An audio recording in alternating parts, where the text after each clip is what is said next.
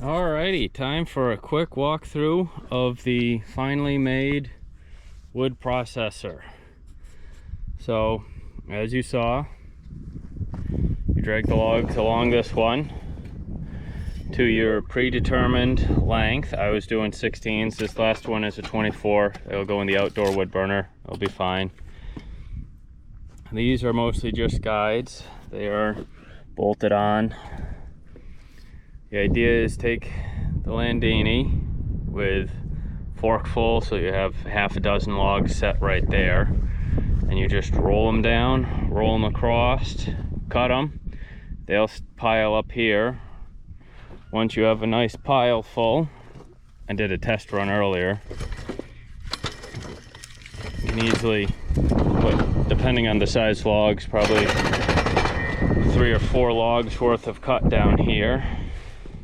And you come over here, fire up the log splitter, split them to whatever length. I have it set up so that I can just drag a wagon right to the other side. So you split it and you stack it. That's the gist of it. One thing that I do need to work on is I am right-handed, but as you saw I can do all right with my left hand, is I would like the chainsaw over here. As you can see, I marked it. I did have it there for the first log that I tried, but I don't like being stuck in this close, in this confined space right here like this. So either I need to angle the tractor away, which will impede dragging the trailer a little bit. I could unhook the tractor, or I could angle this a little bit. I need to play around with it, is the gist of it. But for today, I'm just gonna give her a whirl, see how well she works. The hardest part of this whole build is drilling that hole in the chainsaw bar. I just have it braced. I'm using all 3/8 bolts to hold this all together.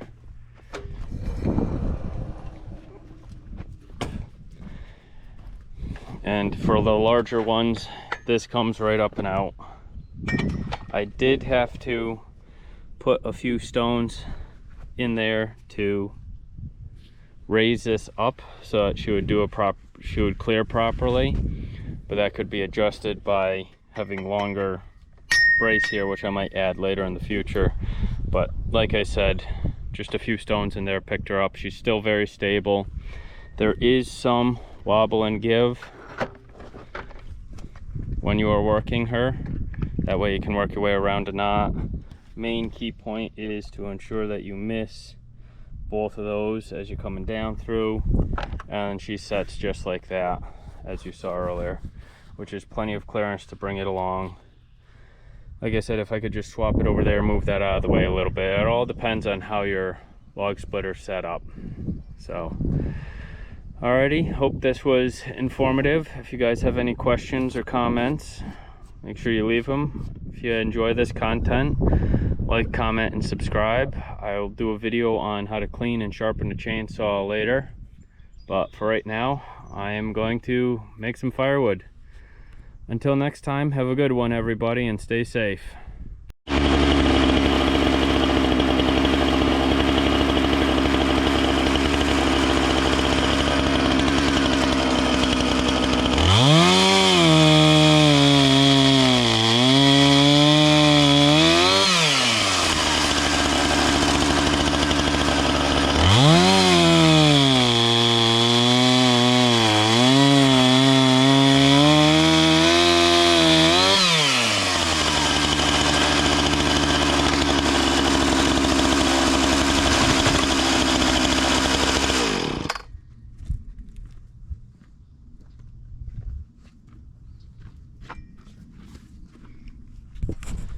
Alrighty, so as you saw, it is possible to use the chainsaw on that side with the right hand. It's a little bit more tricky. You have to have a slightly bigger hand, and I'm sure it won't work quite as nicely for the bigger pieces of wood, but for the small stuff that I'm testing it out with, it's working perfectly.